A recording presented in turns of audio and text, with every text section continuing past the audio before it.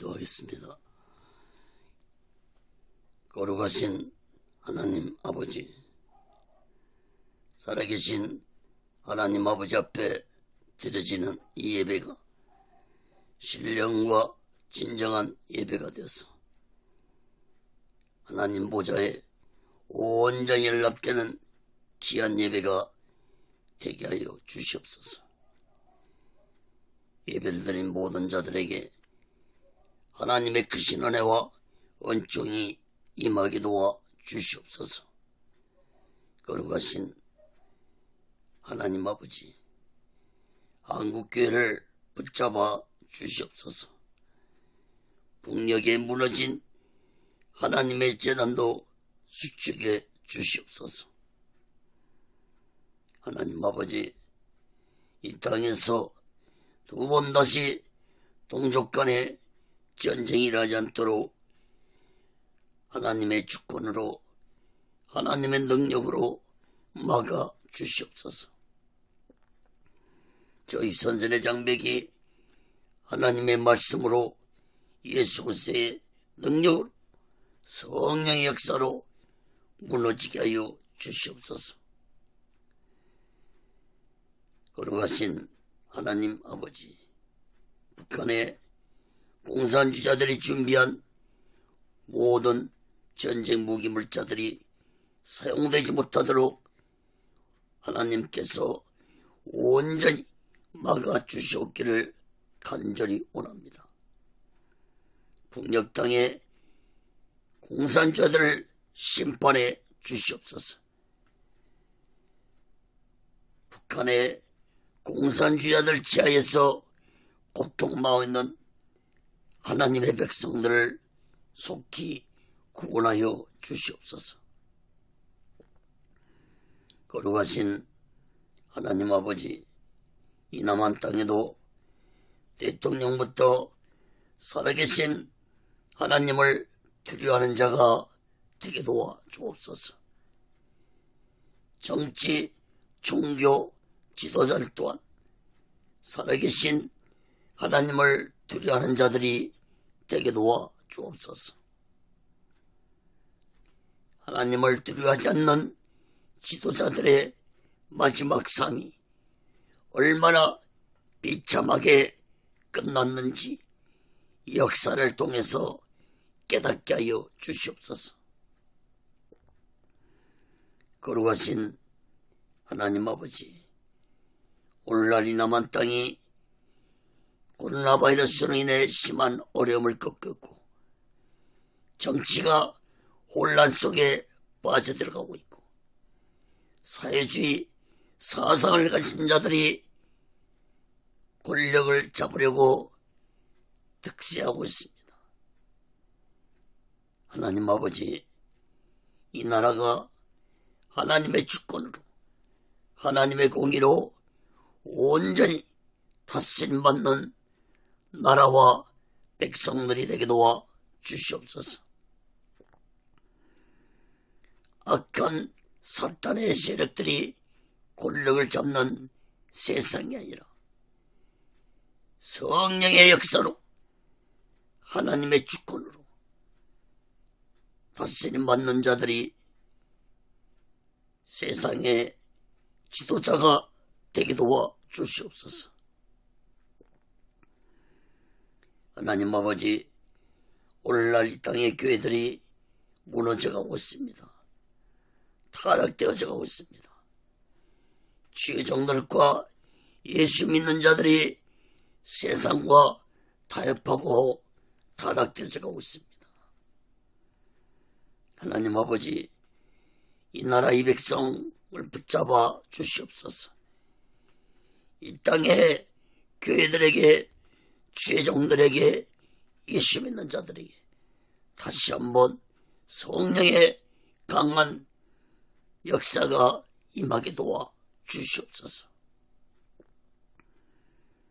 하나님 아버지, 이 나라 이 백성들을 버리지 마시옵시고 이 나라 이 민족이 세계 만방에 예수 그리스도의 복음을 전파하는 백성들이 되게 도와 주시옵소서. 아버지 하나님, 오늘 시간에도 하나님의 말씀이 전해질 때 이 말씀이 땅끝까지 전파되게 도와 주시옵소서.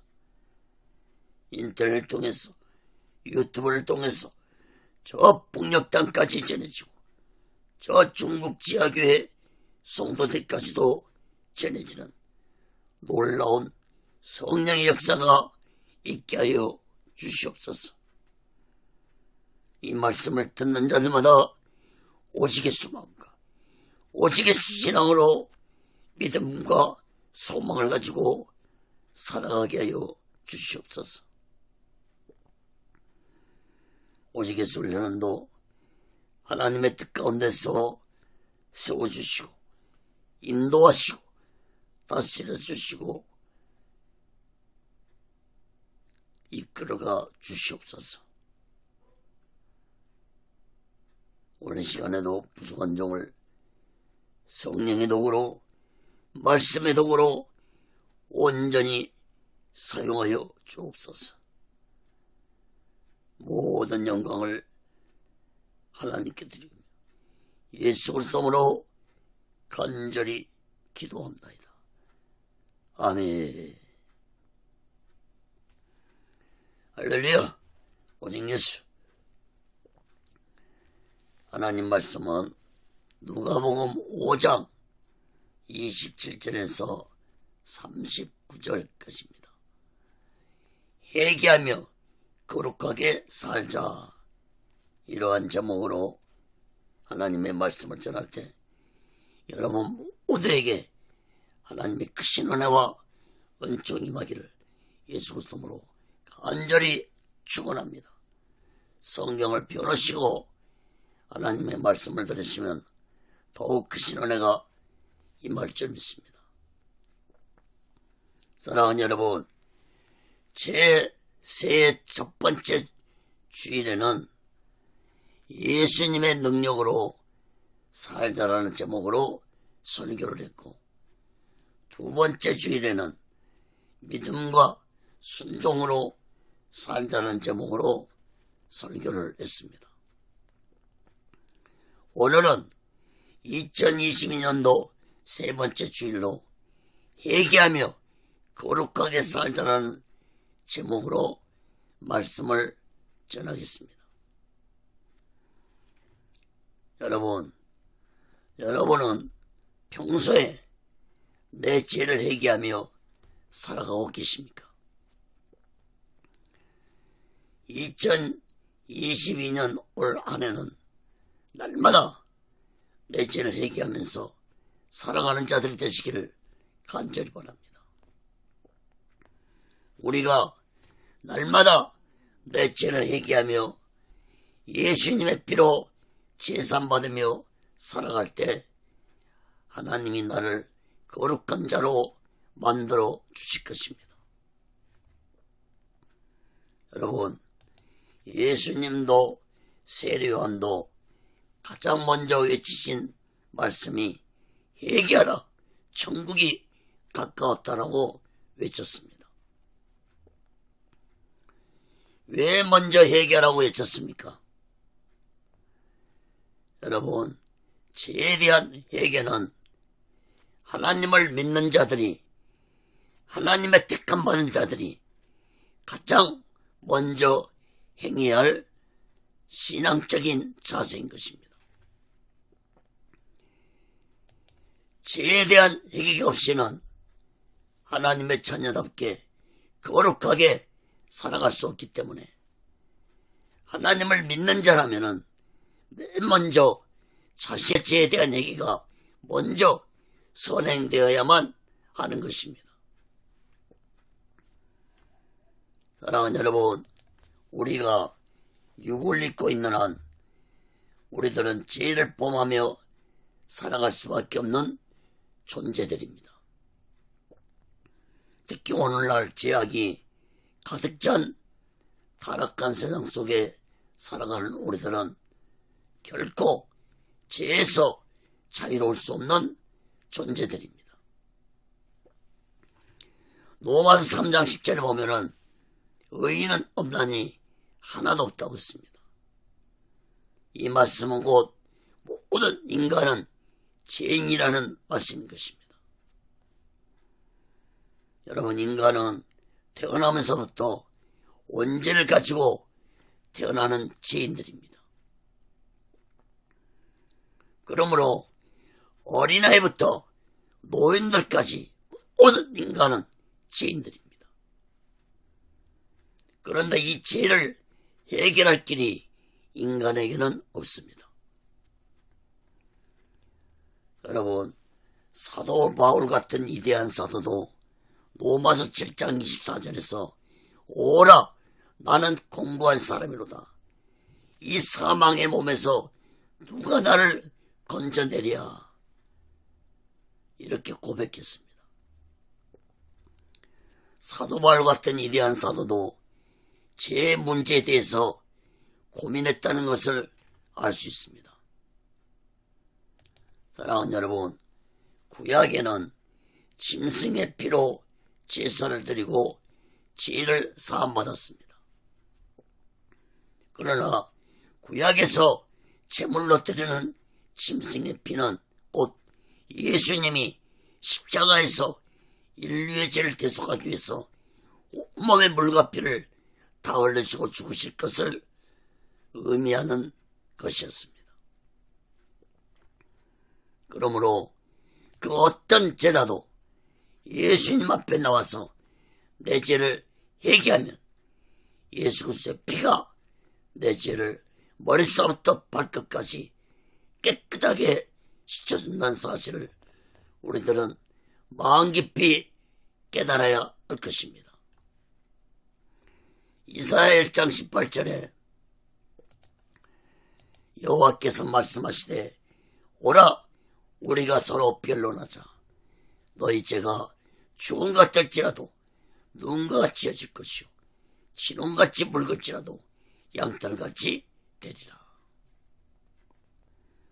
사랑하는 여러분, 내 죄가 아무리 더럽고 추한 죄를 할지라도 예수님 앞에 나와서 내 죄를 회개하면 예수 그리스도의 피가 내 더러운 죄를 눈처럼 하얗게 깨끗하게 해준다는 사실을 마음 깊이 깨닫고 2022년 올 한해는 날마다 내 죄를 회개하면서 예수 그리스도의 피로 제사함받아서 거룩한 자가 되어서 오직 예수 마음과 오직 예수 신앙으로 마지막 날을 준비하고 다시 오실 재림 예수 그리스도를 기다리며 살아가는 믿음의 사람들이 되시기를 예수 그리스도로 간절히 축원합니다.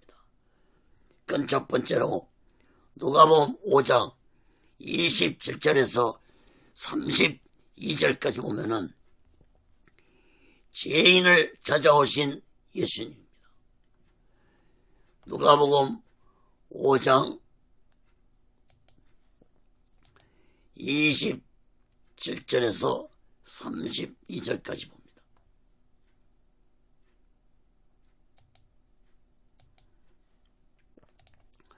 그 위에 나가서 내일하는 세리가 세간에 앉은 걸 보시고 나를 쫓으라 하시니 저가 모든 것을 버리고 일어나 쫓으니라.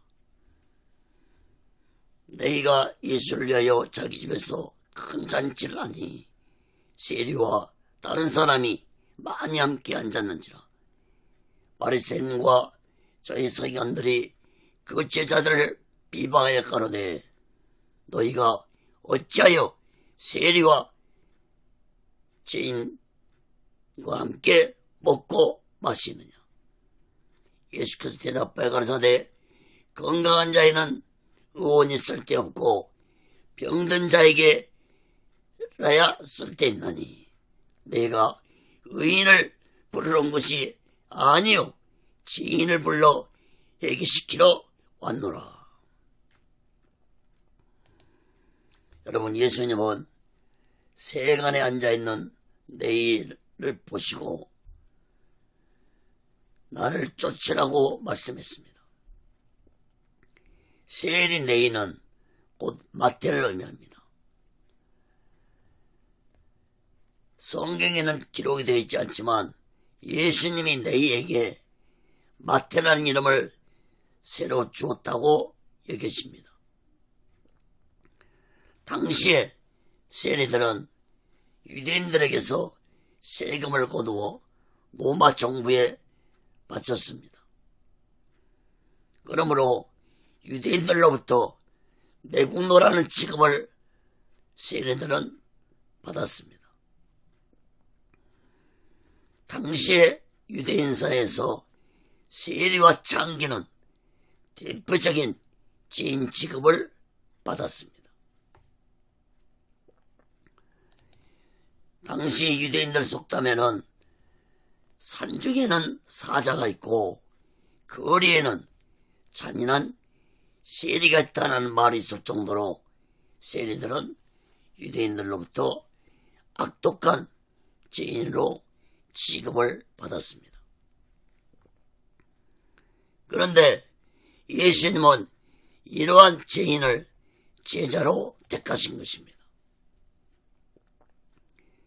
세리 마태는 예수님이 나를 쫓으라는 말씀에 너무나 놀랐을 것입니다. 마태는 평생 죄인 취급을 받으면서 주위 사람들에게 사람 취급도 받지 못했고 살았는데 예수님이 찾아오셔서 자신을 제자로 택하신 것에 너무나도 감격했을 것입니다. 사랑하는 여러분, 마태는 하루에도 수없이 사람들에게 매국노 취급받는 세리직에 대해서 회의를 느끼며 살았을 것입니다. 그러한 때 예수님이 마태를 찾아오셔서 제자로 택하신 것입니다. 세리 마태가 예수님의 부르심을 받고 즉시로 일어나 쫓았다는 것은 그동안 마태는 직업상 그 누구보다도 예수님에 대해 많은 소문을 듣고 예수님에 대해서 알고 있었다고 볼 수 있습니다. 28절에 보면은 마태는 예수님이 나를 따르라는 말씀하자 모든 것을 버리고 예수님을 따라 나섰습니다. 그리고 마태는 자신의 집에서 큰 잔치를 벌였습니다. 29절 말씀을 주목해 보십시오. 예수님을 위하여 큰 잔치를 벌였다고 했습니다. 또한 세리들과 많은 사람들도 초대했습니다. 여러분, 마태의 이러한 행동은 모든 사람들이 보는 앞에서 자신이 예수님 제자가 되었다는 것을 공개적으로 선포하는 큰 잔치였는데 이것은 곧 그동안 자신이 사람들에게 지은 죄를 공개적으로 용서를 비는 잔치이기도 했습니다.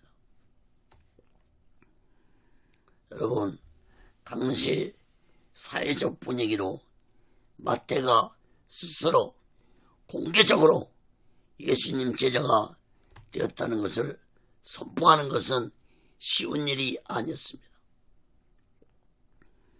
특히 매국노 취급을 받은 세리가 이러한 선포를 공개적으로 하는 것은 대단한 용기가 아니고서는 할 수 없는 행동이었을 것입니다.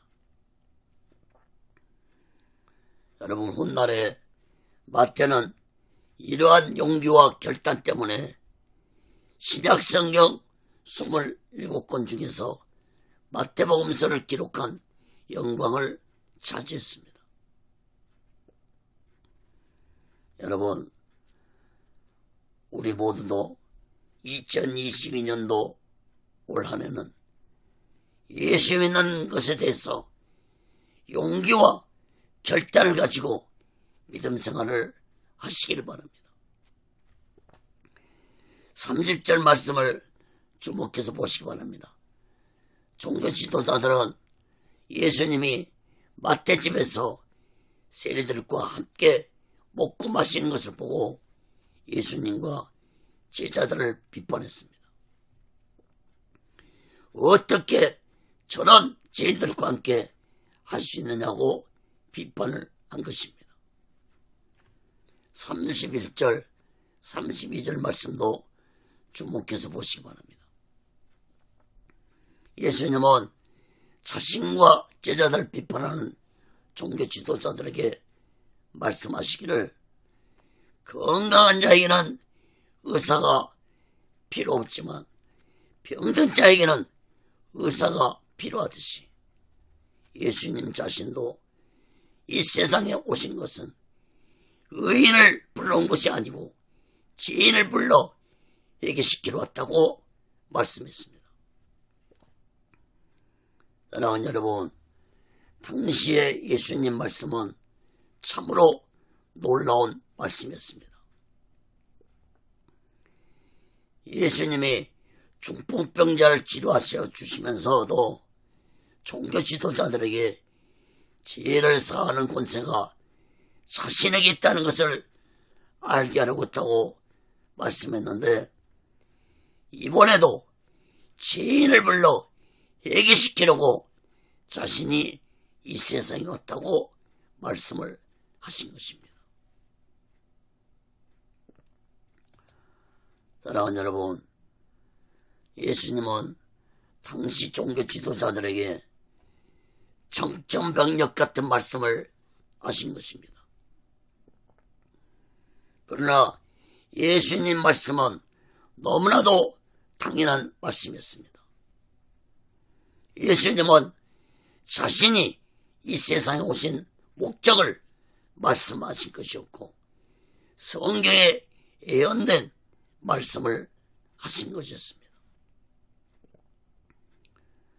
특히 예수님이 태어나시기 전 약 700년 전에 이사야 선지자는 이사야 53장에서 너무나도 정확하게 메시아에 대해서 예언을 했습니다. 이사야 53장 5절 7절 봅니다. 그가 찔림은 우리의 허물 인하며 그가 상함은 우리의 죄악을 인함이라. 그가 징계를 받음으로 우리가 평안을 누리고 그가 재치게 맞음으로 우리가 나음을 입었도다. 우리는 나 양 같아서 그릇 행하며 각기 제 길로 갔거늘 여호와께서는 우리 무리의 죄악을 그에게 담당시키셨도다. 그가 곤욕을 나가여 괴로울 때도 그 입을 열지 아니었으며 마치 도상으로 끌려가는 어린 양과 덜 깎는 자 앞에 잠잠한 양같이 그 입을 열지 아니하였도다. 여러분, 당시의 종교 지도자들이 이러한 말씀을 몰랐을까요? 특히 성경을 연구하고 필사하는 서기관들이 이런 말씀을 몰랐을까요? 성경에 예언된 메시아가 태어날 것까지 알고 있는 종교 지도자들이 이런 말씀을 모를 리 없었습니다. 그러나 무지한 종교 지도자들은 이런 말씀이 메시아에 대한 예언의 말씀이라는 사실을 깨닫지 못한 영적으로 무지한 자들이었습니다. 사랑하는 여러분, 오늘날도 성경을 보고 하나님의 말씀을 전하는 주의 종들이 성경에서 예언하고 있는 예수를 보지 못하고 엉뚱한 말을 하는 자들이 있습니다. 설마 그런 자들이 있을까 생각하는 자들이 있을 것입니다. 그러나 의외로 인본주의적 설교와 기복주의 설교를 하는 자들이 의외로 많다는 사실을 깨달아야 할 것입니다. 여러분, 오늘날 회개하라고 외치는 죄종들이 보기 힘든 세상이 되어가고 있습니다. 세상은 더욱 악해지고 타락되어 가는데 회개하라고 외치는 자들이 없습니다. 하기야 교회부터 죄종들부터 예수 믿는 자들부터 죄악 속에 살아가는데 누가 누구에게 회개하라고 외칠 수 있겠습니까? 여러분, 오늘 예수님 말씀을 귀담아 들으시기 바랍니다. 내가 의인을 부르는 것이 아니오 죄인을 불러 회개시키러 왔노라. 여러분, 예수님은 의인을 부르는 것이 아닙니다. 예수님은 죄인들을 부르시고 죄인들을 택하시기 위해서 이 세상에 오셨다는 사실을 마음 깊이 깨닫고, 지금도 죄인을 부르시고 죄인을 찾으시는 예수님을 부르치지 말고 주여 내가 여기 있나이다, 저의 죄를 사해 주시옵소서라는 기도하는 자들이 되시기를 간절히 바랍니다. 사랑하는 여러분, 죄로 인해 지옥에 들을 수밖에 없는 우리들을 구원하시기 위해서 예수님은 십자가 위에서 6시간 동안 온몸의 물과 피를 다 흘리시고 죽으셨습니다. 여러분, 우리는 내 죄를 대속하기 위해서 십자가에 죽으신 예수님을 굳게 믿고 우리 모두는 날마다 내 죄를 회개하고 예수 그리스도의 피로 제사함 받아서 오직의 소망과 오직의 신앙으로 마지막 날을 준비하고 다시 오실 죄인인 예수 그리스도를 기다리며 살아가는 믿음의 사람들이 되시기를 예수 그리스도로 간절히 축원합니다. 그럼 두 번째로 누가복음 5장 33절에서 35절까지 보면은 신랑을 빼앗길 날에 금식할 것이라고 했습니다. 예수님은 자신과 제자들을 비판하는 악하고 거짓된 종교 지도자들에게 더욱 놀라운 말씀으로 답변을 하셨습니다. 누가복음 5장 33절에서 35절까지 봅니다.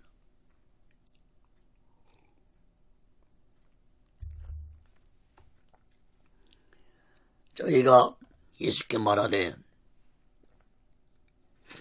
요한의 제자는 자주 금식하며 기도하고 바리새인의 제자들도 또한 그러하되 당신의 제자들은 먹고 마시나이다. 예수께서 저에게 이르시되 혼인집 손님들이 신랑과 함께 있을 때 너희가 그 손님으로 금식하게 할 수 있느냐? 그러나 그날에 이르러 저희가 신랑을 빼앗기리니 그날에는 금식할 것이니라. 여러분, 아까워 거짓된 종교 지도자들은 세례 요한들도 자주 금식하고 바리새인들의 제자들도 자주 금식하는데 예수님 당신의 제자들은 먹고 마시기만 한다고 비판을 했습니다. 여러분, 예수님 당시에 유대인들의 금식은 아주 일반화되어 있어서 많은 자들이 금식을 했습니다. 유대인들의 이러한 금식은 구약에서 말씀하고 있는 데는 가르침 때문이었습니다. 세례 요한도 그러한 구약적인 관점에서 제자들에게 금식을 시켰던 것입니다. 그러나 예수님은 종교적으로나 형식적으로 하는 금식을 단호하게 빼쳐갔었고 금지를 했습니다. 여러분, 예수님도 40일 금식을 하셨지만 예수님은 성령의 인도로 금식을 하셨습니다. 그러므로 하나님이 기뻐하는 금식은 오직 성령의 인도하심으로 금식을 해야 할 것입니다. 예수님은 마태복음 6장 16절 18절에서 분명히 금식에 대해 말씀하시기를 외식하는 금식을 하지 말고 오직 은밀한 중에 금식을 하라고 말씀했습니다. 저도 신학교 3학년 때 충남 예산 신례원에서 교회를 개척하고서 너무나도 어렵고 힘들어서 오살레 기도원에 올라가 금식을 하려고 3일 금식을 하려고 올라갔습니다. 3일 작정 금식을 하려고 계획을 세우고, 그런데 금식하는 첫날에 기도하던 중에 21일 금식을 하라는 마음속에 들리는 음성을 듣고 너무나도 놀랐습니다. 저는 21일 금식은 한 번도 못 해봤습니다. 3일 금식은 몇 번 해봤지만 20일 금식은 한 번도 해보지 않았는데 어떻게 할 수 있을까 걱정을 했습니다. 그러나 계속되는 성령의 음성에 저는 순종하는 마음으로 생전 처음 20일 금식을 했습니다. 여러분, 성령께서 얼마나 강하게 20일 동안 붙잡아 주는지 저는 매주 토요일에 기차를 타고 신로원에 내려와서 주일 설교하고 다시 월요일날 기차를 타고 기도원에 올라갔습니다. 어디서 그런 힘이 나왔는지 모를 정도로 20일 금식을 아주 잘 마친 적이 있었습니다.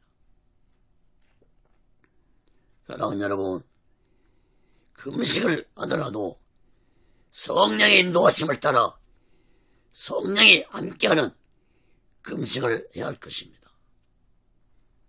그런데 예수님 당시에 악한 종교 지도자들은 형식과 외식함으로 금식을 했습니다.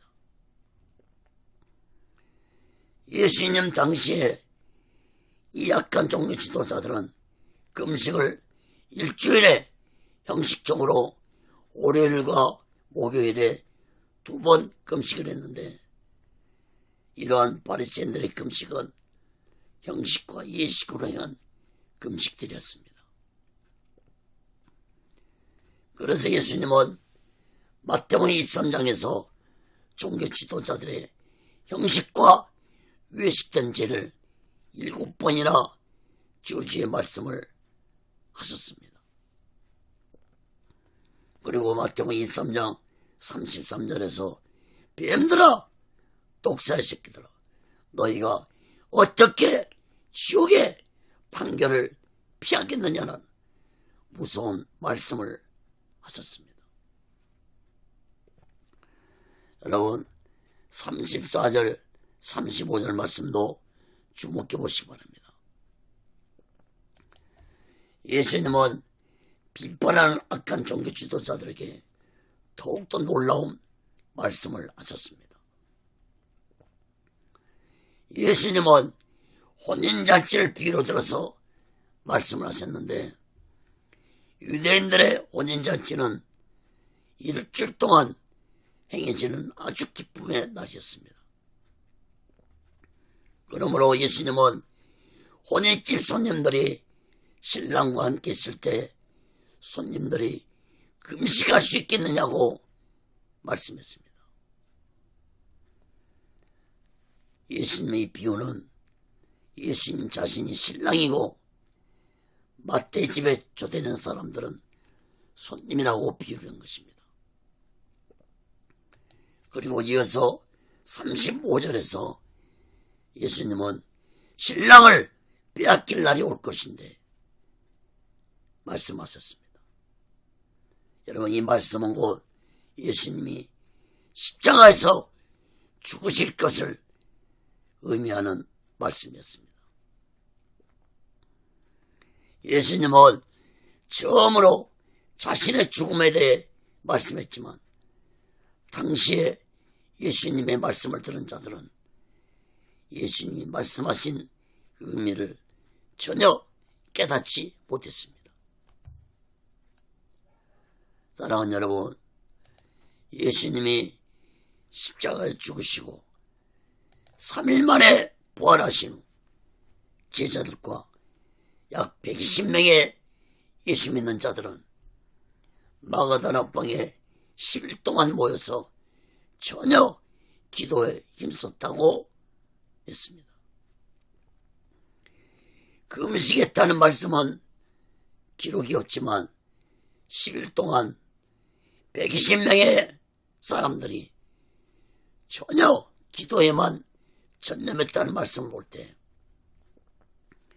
120명의 무리들은 금식하며 기도했다고 볼 수 있습니다. 사랑하는 여러분, 성령의 인도를 받으며 하는 금식은 하나님의 놀라운 역사와 기적을 체험하게 된다는 사실을 마음 깊이 깨닫기 바랍니다. 이사야 58장 6절에 나의 기뻐하는 금식은 흉악의 결박을 풀어주며 멍에의 줄을 끌려주며 압제당하는 자를 자유케 하며 모든 멍에를 꺾는 것이 아니겠느냐. 사랑하는 여러분, 하나님이 기뻐하는 금식을 할 수 있는 것은 예수님처럼 성령의 인도를 받으며 금식해야 할 것입니다. 여러분, 70년대, 80년대에는 기도원에 찾아가서 금식하는 자들이 많았습니다. 그러나 오늘날은 금식하는 자들을 별로 없습니다. 기도원을 찾아가는 자들도 별로 없습니다. 사랑하는 여러분, 우리 모두 다 이 마지막 때 하나님의 기뻐하는 금식을 하면서 오시겠수 마음과 오시겠수 신앙으로 마지막 날을 준비하고 다시 오실 재림 예수를 기다리며 살아가는 믿음의 사람들이 되시기를 예수 그리스도로 간절히 축원합니다. 세 번째로 누가복음 5장 36절에서 38절까지 보면 두 가지 비유입니다. 예수님은 혼인잔치에 대해 비유로 말씀하신 예수님은 이번에는 새 옷과 새 포도주에 대해서 비유로 말씀하셨는데 두 가지로 살펴보고 말씀을 마치겠습니다.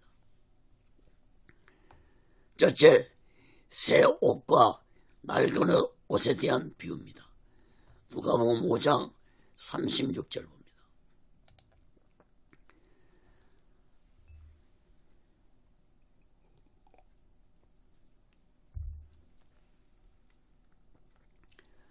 또 비유하여 이르시되 새 옷에서 한 조각 찢어 낡은 옷에 붙이는 자가 없나니 만일 그렇게 하면 새 옷을 찢을 뿐이요 또 새 옷에서 찢은 조각이 낡은 것에 합하지 아니하리라. 여러분, 새 옷에서 한 조각 찢어 낡은 옷에 붙이는 자가 없는 것처럼 만약 그렇게 하면은 새 옷도 버리게 되고 새 옷에서 찢은 조각이 낡은 옷과 하나가 되지 못할 것이라고 말씀했습니다. 여러분, 예수님이 말씀하신 새 옷은 곧 예수님이 전하시는 말씀들을 의미합니다. 낡은 옷은 율법을 의미하는 것입니다. 예수님이 전하신 말씀들은 산상설교에서 시작해서 수많은 말씀들을 전하시는데, 예수님이 전하신 말씀들은 당시에는 너무나도 놀라운 새로운 말씀들이 거침없이 예수님의 입을 통해서 선포되었습니다. 그 중에서 맨 처음 산에서 선포하신 팔복에 대한 말씀은 그동안 복의 개념을 완전히 바꿔버린 쿠데타적인 획기적인 말씀이었습니다. 다시 말해서 구약에서 전해진 복은 육적인 복의 개념이었는데, 예수님의 복의 개념은 영적인 복으로 바꿔서 말씀을 하셨습니다.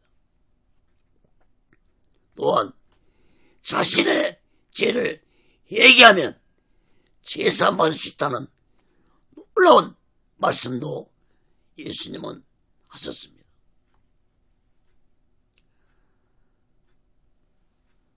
또한 요한복음 3장 16절 예수님은 하나님이 세상을 이처럼 사랑하사 독생자를 주시니 이는 저를 믿는 자마다 멸망치 않고 영생을 얻게 하려 하심이니라. 요한복음 10장 9절에도 내가 문이니 누구든지 나로 말미암아 들어가면 구원을 얻고 또는 들어가며 나오며 구원을 얻으리라. 여러분, 예수님의 이러한 말씀들은 우리들은 지금 들으면 은혜로운 말씀들이지만 당시에는 청천벽력 같은 말씀들이었습니다. 그야말로 이제까지 들어보지도 못한 새로운 말씀드렸습니다. 그러므로 이러한 놀라운 새로운 말씀들이 구약의 율법적인 말씀들하고 하나가 될 수 없는 말씀들이었습니다. 그렇다고 예수님이 율법을 폐하러 오셨다고 말씀하지 않았습니다. 율법은 필요한 것이었습니다. 마태복음 5장 17절에도 예수님은 내가 율법이나 선자나 폐하러 온 줄로 생각지 말라. 폐하러 온 것이 아니요 완전케 하려 함이로다. 여러분, 율법은 불완전한 것입니다. 그 불완전한 율법을 완전케 하시려고 예수님이 이 세상에 오셨고 새로운 말씀으로 가르치신 것입니다. 사랑하는 여러분, 오늘날도 율법에 얽매여서 신앙생활하는 자들이 많이 있습니다. 여러분, 율법을 무시하며 신앙생활하는 말씀이 아닙니다. 우리에게 율법을 주신 목적을 똑바로 깨닫고 살아가야 합니다. 여러분, 율법을 주신 목적에 대해서 성경은 너무나도 분명하게 말씀하고 있습니다. 로마서 3장 20절 봅니다.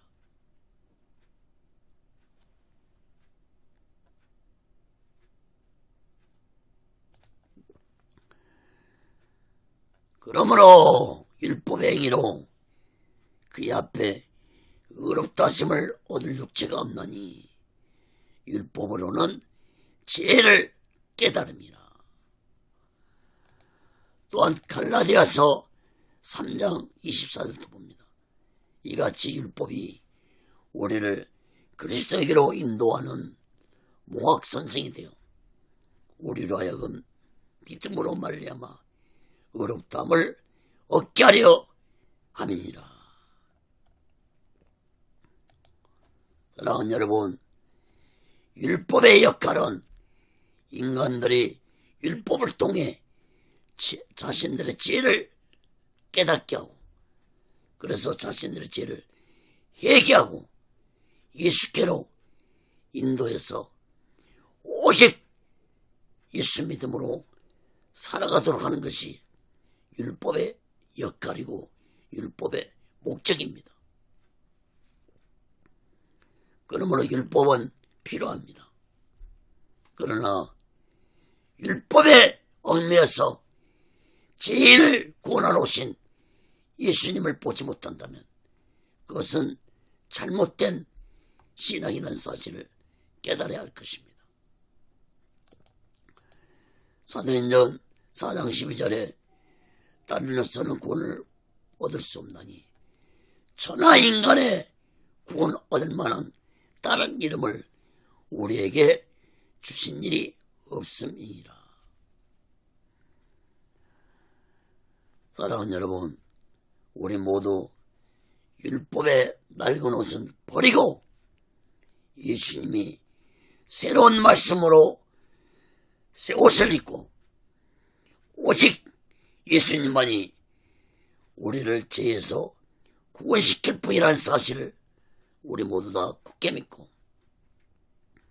우리 모두 오직 예수만과 오직 예수님으로 마지막 날 준비하고 다시 오실 주님 예수 그리스도를 기다리며 살아가는 믿음의 사람들이 되시기를 예수 그리스도로 간절히 축원합니다. 자, 두 번째로 새 포도주와 묽은 포도주에 대한 비유입니다. 누가복음 5장 37절에서 38절 말씀 봅니다. 새 포도주를 낡은 가죽부대에 넣는 자가 없나니 만일 그렇게 하면 새 포도주가 부대를 터뜨려 포도주가 쏟아지고 부대도 버리게 되리라. 새 포도주는 새 부대에 넣어야 할 것이니라. 묽은 포도주를 마시고 새 것을 원하는 자가 없나니 이는 묽은 것이 좋다 함이니라. 사랑하는 여러분, 새 옷이 예수님의 새로운 말씀을 의미하는 것이라면 새 포도주는 예수님이 인류의 죄를 대속하기 위해서 십자가에서 흘리실 예수님의 피를 의미하고 새 부대는 구원을 의미합니다. 그리고 묽은 포도주는 율법을 의미하고 낡은 가죽 부대는 율법으로 구원을 이루는 것을 의미합니다. 그러므로 예수님은 새 포도주를 낡은 가죽 부대에 넣을 수 없다고 말씀했습니다. 다시 말해서 인류의 죄를 대속하실 예수님의 피가 율법과 함께 할 수 없다는 말씀인 것입니다.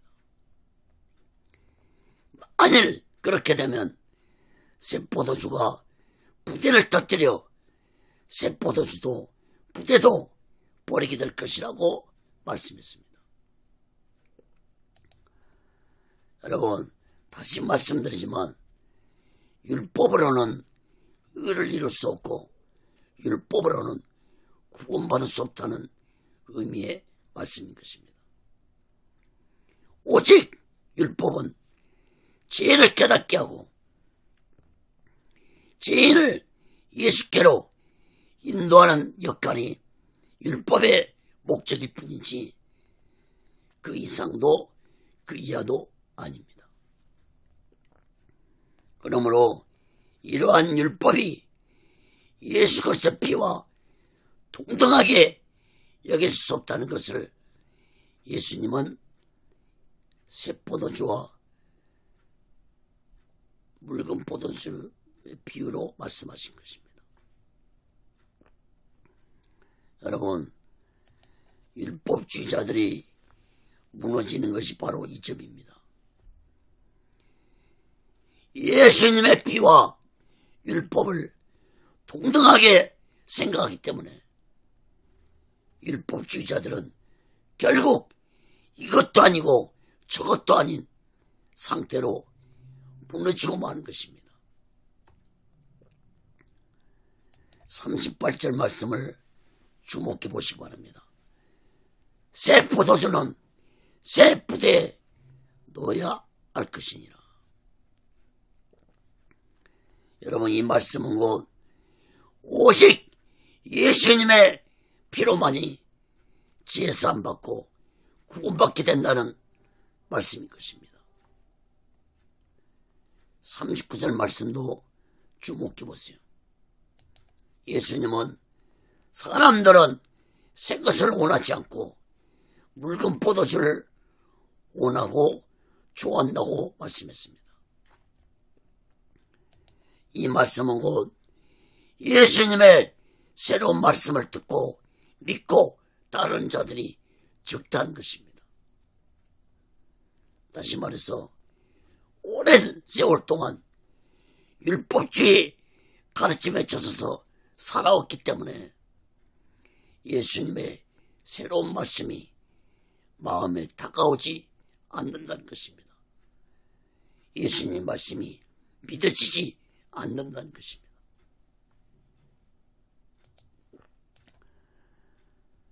여러분, 회개하면 제사 받는다는 예수님 말씀이 믿어지지 않는다는 것입니다.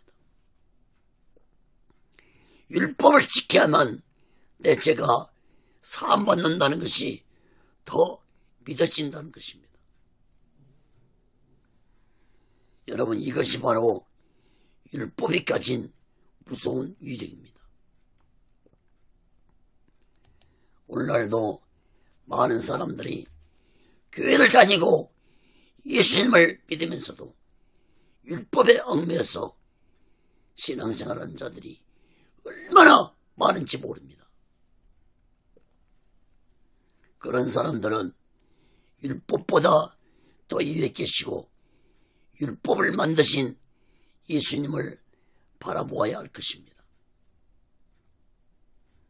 여러분, 율법을 만드신 예수님이 주신 새로운 말씀을 믿지 않고 예전에 주어진 율법만 믿으며 신앙생활 한다는 것은 본체 대신 분을 멀리하고 그림자를 믿고 따르는 무지하고 어리석은 자라는 사실을 깨달아야 할 것입니다.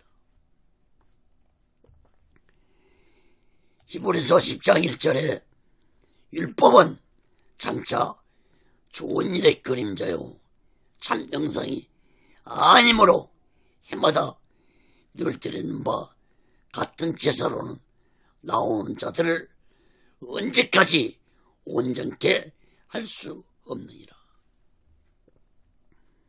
사랑하는 여러분, 율법은 그림자입니다. 참 영상은 예수 그리스도십니다. 그러므로 그림자인 율법을 쫓지 말고 본체 대신 예수님의 새로운 말씀에 순종하는 믿음의 사람들 되시기를 간절히 바랍니다. 사랑하는 여러분, 예수님의 이러한 말씀은 이제 율법 시대는 끝나고 십자가 은혜 시대가 찾아올 것이므로 율법에 얽매여 살지 말고 내 죄를 회개하고 예수님의 피로 제사 받으면서 살아가야 할 것을 말씀하신 것입니다. 여러분, 예수님은 제자들과 최후의 만찬을 하실 때에도 포도주를 제자들이 주시면서 이것은 제사함을 얻게 하려고 많은 사람을 위하여 흘리는 나의 피, 곧 언약의 피라고 말씀했습니다. 사랑하는 여러분, 이를 위해 죄를 대속하시고 나의 죄를 사해 주시기 위해서 십자가에서 6시간 동안 온몸에 물과 피를 다 흘리시고 죽으신 예수 그리스도의 피를 결코 잊지 말고 우리 모두는 날마다 내 죄를 회개하고 예수 그리스도의 피로 제사함받아서 오직 예수 마음과 오직 예수 신앙으로 마지막 날 준비하고 다시 오실 재림 예수 그리스도를 기다리며 살아가는 믿음의 사람들이 되시기를 예수 그리스도로 간절히 축원합니다. 말씀을 맺겠습니다. 사랑하는 여러분, 올 한 해는 그 어느 해보다도 더 타락되고 악한 세상이 되어갈 것입니다. 갈수록 세상은 타락되고 갈수록 세상은 더 악해질 것입니다. 이것이 곧 성경의 예언입니다. 예수님은 누가복음 18장 8절에서 인자가 올 때 세상에서 믿음을 보겠느냐 했습니다. 또한 마태복음 24장 37절에도 노아의 때와 같이 인자의 임함도 그러하리라. 여러분,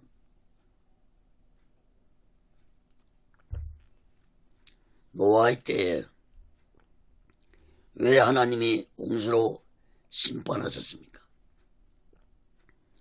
온 세상이 죄악으로 타락하자 하나님은 노아의 8식구만 남기고 온 세상을 홍수로 심판하셨습니다. 이러한 타락이 마지막 때도 온 세상에 임할 것이라고 성경은 예언하고 있는 것입니다. 그러므로 우리는 날마다 내 죄를 회개하고 예수 그리스도 피로 제사함받으며 살아가는 자들이 되어야 할 것입니다.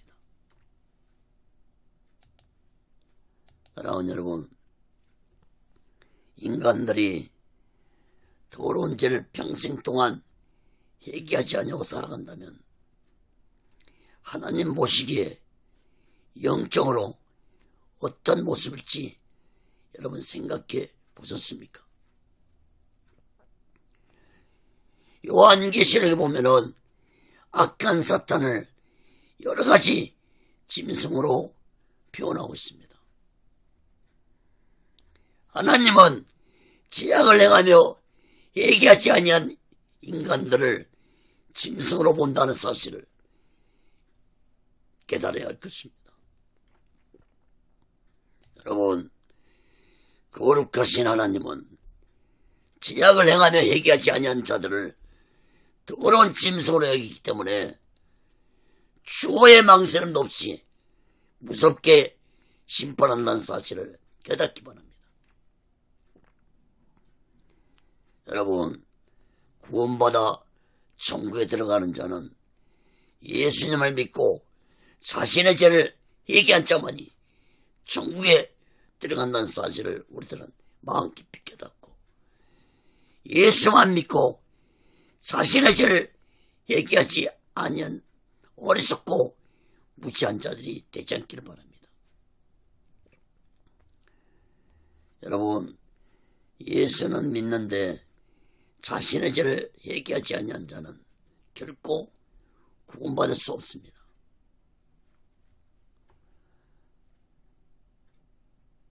사랑하는 여러분, 예수님 말씀을 귀담아 들으시기 바랍니다. 내가 죄인을 불러 회개시키러 왔다고 했습니다. 회개하라, 천국이 가까웠다고 했습니다. 예수만 믿고 더러운 세상 속에 살아가면서 내 죄를 회개하지 않고 살아간다면 우리는 하나님 보시기에 짐승 같은 존재가 되고 말 것입니다. 사랑하는 여러분, 예수 믿는 것은 예수님이 내 죄 때문에 십자가에서 온몸에 물과 피를 다 흘리시고 나를 구원하시기 위해 죽으셨다는 사실을 믿는 것이 바로 믿음입니다. 그러므로 예수님을 진실로 믿는 자는 날마다 자신의 죄를 회개하고 예수님의 피로 제사함받으며 살아가는 것이 진실된 믿음을 가진 자의 자세입니다. 예수를 믿는다면서도 자신의 더러운 온갖 죄에 대해서 얘기하지 않고 무관심하게 살아간다면 과연 그 사람이 예수님을 믿고 있는지 아닌지 의심해 보아야 할 것입니다. 사랑하는 여러분, 우리는 하루도 죄를 범하지 않냐고 살아갈 수 없는 나약한 인간들입니다. 죄악이 가득 찬 세상 속에서 우리는 눈만 뜨면 죄를 범하고 입만 열면 죄를 짓고 발걸음만 움직이면 죄악을 행할 수밖에 없는 존재들입니다.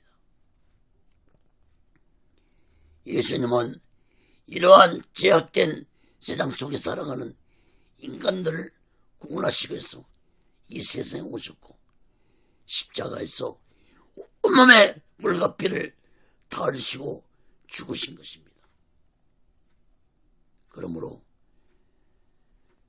누구든지 그 어떤 더럽고 악한 죄를 범했다 할지라도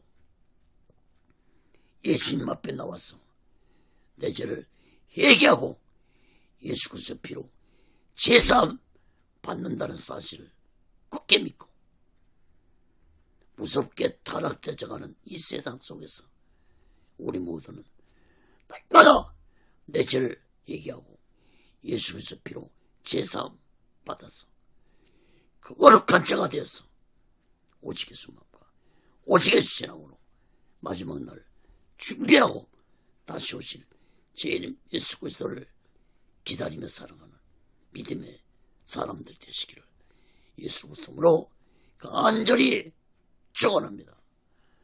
기도하겠습니다. 거룩하신 하나님 아버지, 우리 모두는 죄인입니다. 저 또한 죄인입니다. 우리의 모든 죄를 사해 주시고 구원하시기 위해서 십자가에서 온몸에 물과 피를 다 흘리시 죽으신 예수 그리스도의 십자가의 은혜를 결코 잊지 말고 날마다 이 악한 세상 속에 살아가는 우리들이 죄를 회개하고 예수 그리스도 피로 깨끗이 씻음받아서 거룩한 자로 살아가는 하나님의 백성들이 되게 하여 주옵소서. 죄인을 부르시고 죄인을 택하신 예수님의 그 사랑을 잊지 말고 내 죄 때문에 십자가에서 온몸에 물과 피를 다 흘리신 예수 그리스도의 십자가의 대속의 은혜를 결코 잊지 말고 올 한 해는 날마다 내 죄를 회개하며 예수의 피로 제사 받아서 거룩한 하나님의 백성답게 하나님께 택함받은 자답게 살아갈 수 있도록 인도해 주시고 붙잡아 주시옵소서. 오직의 순례론도 하나님의 뜻 가운데서 인도하시고 세워주시고 다스림 받게 도와 주옵소서. 모든 영광을 하나님께 드리며 예수 그리스도로 간절히 기도하옵나이다. 아멘.